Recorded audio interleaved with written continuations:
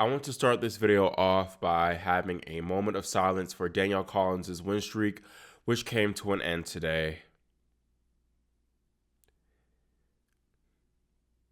Thank you. Hey, I'm Christian Basnite, and welcome to Christian's Court, where I cover tennis from all angles. The popcorn match of the day in Madrid did not disappoint, as Aryna Sabalenka and Danielle Collins put on a show. Before I get into that, I want to thank y'all for all the support y'all showed for my last video where I revealed the rebrand from Grand Slam Tennis News Today to Christian's Court. It means so much. If you haven't yet seen that video, make sure you go ahead and watch it right after this video is finished. Also, make sure y'all subscribe and click the notification bell so you don't miss out on whenever I post new content. Now, getting into the big Lenka Danielle showdown, Aryna Sabalenka's world number 2 ranking is safe, for now at least, as she survived a stern test from Danielle Collins. Sabalenka posted a 4-6, 6-4, 6-3 comeback victory to advance to the Madrid Open quarterfinals. By the way, excuse me for these glasses, y'all. These are not just for Danielle's win streak dying.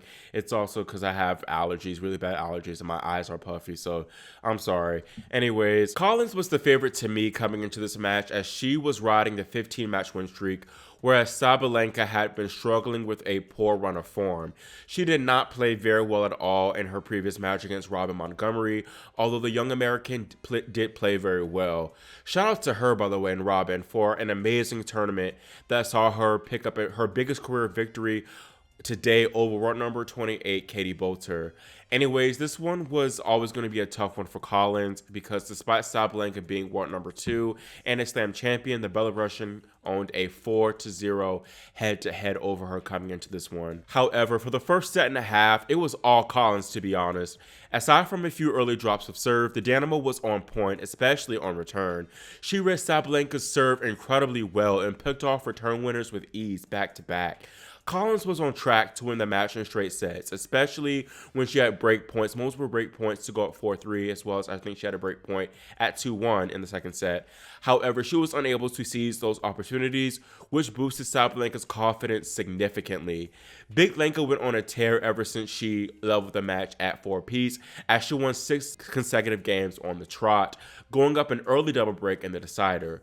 Danielle was able to get one of those breaks back, but the deficit was just too large for the American to overcome, and Sabalenka was too strong in the end. This win was huge for Sabalenka. This is the first time actually that she's won 3 matches in a row since she won the Australian Open. We saw flashes of Sabalenka's Melbourne brilliance, especially in that second and third sets, and the ground strokes were cleaner, the serve was on point, and just overall, the game was just much cleaner, and her shot selection too, her decisions were much better. Danielle now will be missed as she brought a whole lot of fire to the tournament, and her streak was an iconic one, but this win once again was big for Big Lenka and can honestly turn her season around, so I'm happy for her, but yet disappointed for Collins, being a fan of both of these players. To be honest, I know this might sound crazy, but it low-key felt like I was watching. Like, it's the same feelings I had when you watch the Williams sisters play, because you want it both to win. You know, sometimes you want one player to win, the other times you want the other player to do well. So, you know, this is kind of how I felt here. I was disappointed for Danielle, but equally happy for Sabalenka with this result. Up next for Sabalenka is 17-year-old Mira Andreeva, who actually turned 17 years old. Was yesterday now. Andreeva gifted herself a nice birthday present with a solid straight sets win over Jasmine Paolini. Andreeva nearly fell to my girl Taylor Townsend in the first round, but she's been on fire ever since, taking out 3 seeds, including Noskova, Vondrousova, and now Paolini. Aryna and Mira have played once before, actually here in Madrid last year in the round of 16. Sabalenka won that one easily, 6-3, 6-1, but something tells me this match will definitely be more tightly contested. Sabalenka still has to reach the finals in order to retain her number 2 ranking, or else Coco Gauff will take the spot. Speaking of Gauff, the American lost her round of 16 match against compatriot Madison Keys, losing 7-6, 4-6, 6-4. This was honestly the same theme that we saw with her from Coco's last loss to Marta Kostyuk in Stuttgart. Really, Coco could have won this match in straight sets, but the serve let her down, and even more so today.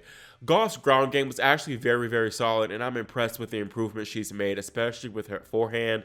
But 13 double faults is just unacceptable. The girl just could not hold serve to save her life, and I think it's a mechanical issue that needs to be sorted out ASAP. I think that she honestly needs to hire Sabalenka's serve mechanic coach or whatever, because this has been an issue all season. There's also been an issue with her just not knowing how to close matches or sets out whenever she has opportunities to do so. She led Keys 5-2 in that opening set, but lost it, and she also led her 4-2 in the decider, but fumbled that lead too. I think I'm going to give Coco the benefit of the doubt, give her until Rome or possibly Roland Garros to sort things together before I make a video about this, because it's definitely concerning that she has yet to be a top 20 player all season. Meanwhile, this is Madison Keys' first top 10 win of the season, and she'll look to claim a second when she takes on Ons Jabeur in the quarters. Jabeur has actually never lost a set to Keys, so I'm favoring the Tunisian in this one just because of the matchup issue. Jabeur looks like she's finally back in some good form as she dominated Jelena Ostapenko 6-love, 6-4. Fernanda Verdasco is in her box this week, and that interim partnership seems to be working wonders. Jelena Ostapenko clearly, though, is not a fan of Jabeur's coaching setup, as she yelled at the Jabeur's coaching box, for talking too much, and then she gave the 8 seed a dismissive handshake at the end of the match. Now, the two top players in the WTA race, Iga Swiatek and Aryna Sabalenka, have been cruising through the tournament thus far. Iga laid down the hammer on the last remaining Spanish woman, Sara Sorribes-Tormo, winning 6-1, 6-love. Iga's lost just 8 games in her 3 matches thus far, and will look to continue her dominance in the quarterfinal against Beatriz Haddad Maia. The 12th seed has had a phenomenal tournament thus far, as she took down both Emma Navarro and Maria Sakkari 6-4, 6-4 in both affairs. Swiatek owns a 3-1 head-to-head advantage over the Brazilian, although their last match on clay at the 2023 Roland Garros semifinals was one to remember, especially that second set.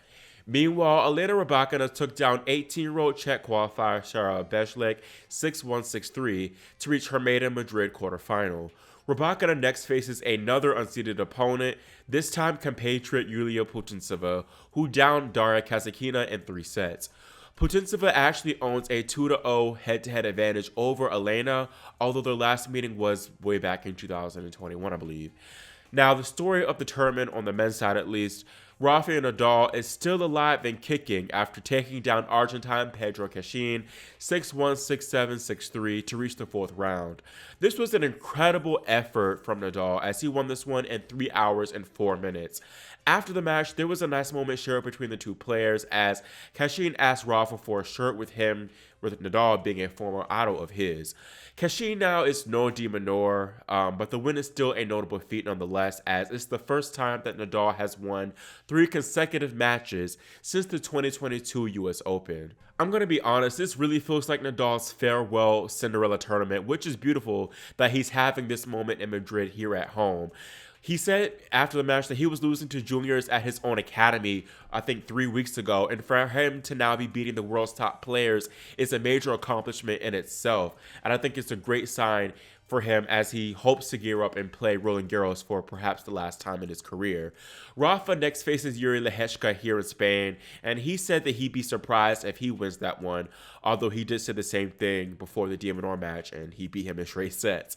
That said, Nadal is coming off a 3-hour-plus match, and he will not have a day off now, so it'll be interesting to see how he performs and how his body recovers. On paper, this is a good opportunity for Rafa to go deep here in this tournament, as Lehechka, while a solid player, is a beatable player for the Spaniard. And then the winner of this one would play the winner of Daniil Medvedev and Alexander Bublik, and both of those guys had to battle in their wins over Americans Sebi Korda and Ben Shelton. Looking at the other two fourth-round matches in the top half, Jannik Sinner will meet Karen Khachanov. The top seed Sinner was tested a bit by Pavel Kotov as he was struggling with a right hip issue and subpar form, but was still able to progress in straight sets. Meanwhile, Casper Ruud continues his sublime form on the dirt this year with a dominant 6-2, 6-4 win over Cam Norrie. He now faces Canadian Felix Auger-Aliassime in the 4th round, who got the retirement win over Jakub Mensik. Meanwhile, the top half matches look equally enticing. Hubie Hurkacz and Taylor Fritz both have yet to drop a set thus far, and they will now beat each other for a spot in the quarterfinals. Fritz leads to head-to-head in this one, 2-1. Two-time champion Alexander Zverev will take on Federico Cerundolo, who is currently having a return to form after a rocky start to his season. This will be their first ever meeting. Andrei Rublev and Talon Griekspoor will meet for the third time.